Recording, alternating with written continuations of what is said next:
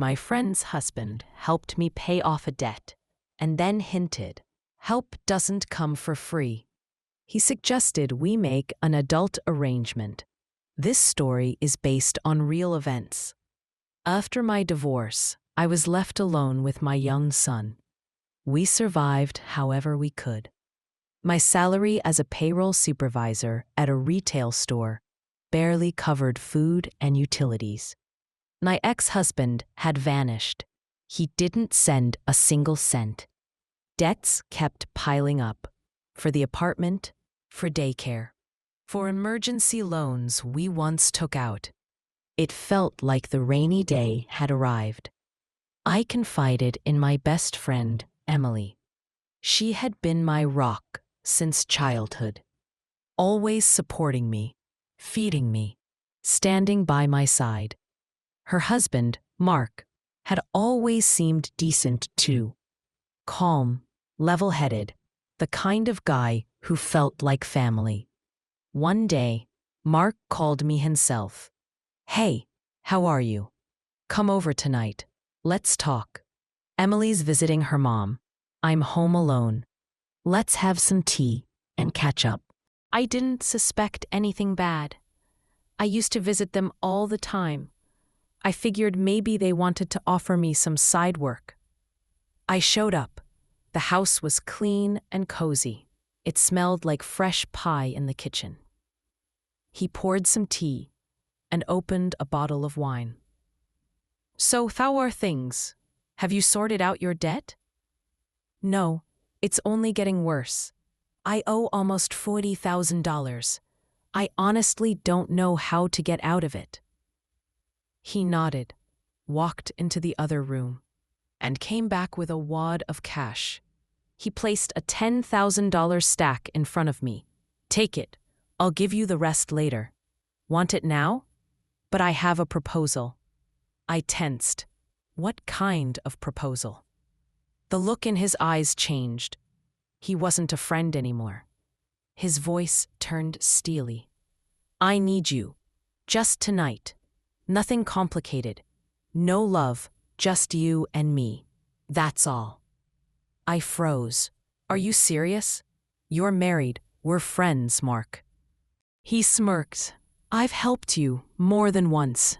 You trust me, right? Then trust me now. You need money. I'm offering. Just listen and do it. No, Mark. I'm not that kind of person. This is too much. Take your money back. I stood up to leave, but he blocked the door. Think about it. You've got a kid, daycare fees, loans. How are you planning to survive? Not at this price, I shouted. Who said anything in life comes easy? He replied, calm as ever, like we were just discussing the weather. I was terrified. A knot formed in my chest. I grabbed my coat and ran into the hallway. My hands were shaking as I got into a taxi. All I could think was, what if he doesn't stop? What if he knows now that I'm weak and starts pushing harder? And he did. A week passed. I thought it was over. No texts, no calls from Mark. I was starting to breathe again. Until the phone rang. It was his number. I ignored it. A minute later, a text came in. Still need money? Drop by tonight. Don't act difficult. I froze. I wanted to ignore it. But that evening, someone knocked on my door. It was him. Same face, cold, confident. He had a bag of groceries. I won't come in. Just want to talk. 5 minutes. I let him in. He walked in, like he owned the place. Set the bag down. Listen, I'm not your enemy. I'm your friend. I just have a need right now. And you can help, and earn something in the process. Mark, what the hell is wrong with you? You're married. Do you think I'm that desperate that I'd... He cut me off. Aren't you? You said you couldn't even feed your kid. Or did you suddenly find a rich sponsor? Go to hell, I hissed. He pulled out his phone. Okay, then here's another option.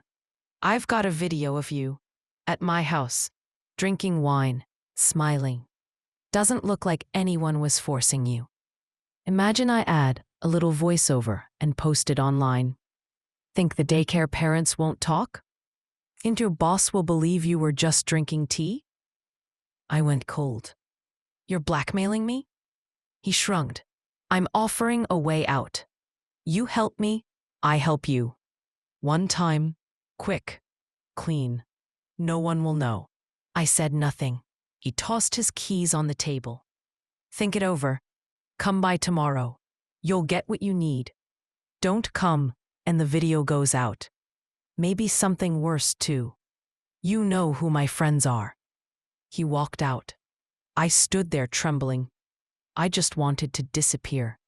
The next day, a call came from an unknown number. Are you Anna, mother of Slava? Just confirming your address. I knew that was a warning, not a coincidence. He was escalating. I went to the police. They told me to collect evidence. But what could I say? A family friend is blackmailing me because I refused to sleep with him. Without proof, it sounded insane. That evening, I found an envelope at my door. A photo of me and Mark in his kitchen. I was laughing. He was pouring wine. On the back, a message. Want your son to see this? Or your boss? I knew it was only getting worse. I couldn't stay silent, but I didn't know who to trust. I had no solid evidence. My reputation was already on thin ice. That's when I did something I'd never dared before. I went to Nicole, an old coworker. She had moved on to a new job. I vaguely told her someone close to the family was trying to set me up. She went stiff. Mark? You mean Mark? I jumped. You too? No, but I've heard stories. He's shady. His wife tolerates it, but she's barely living. He's a manipulator. I showed her the kitchen photo. She turned pale. Delete everything, but first, back it up to a flash drive. Where does he store his videos? Cloud? Phone? I don't know. He's careful, hides everything. I know someone, a hacker. We'll try to track it, but don't go to him alone.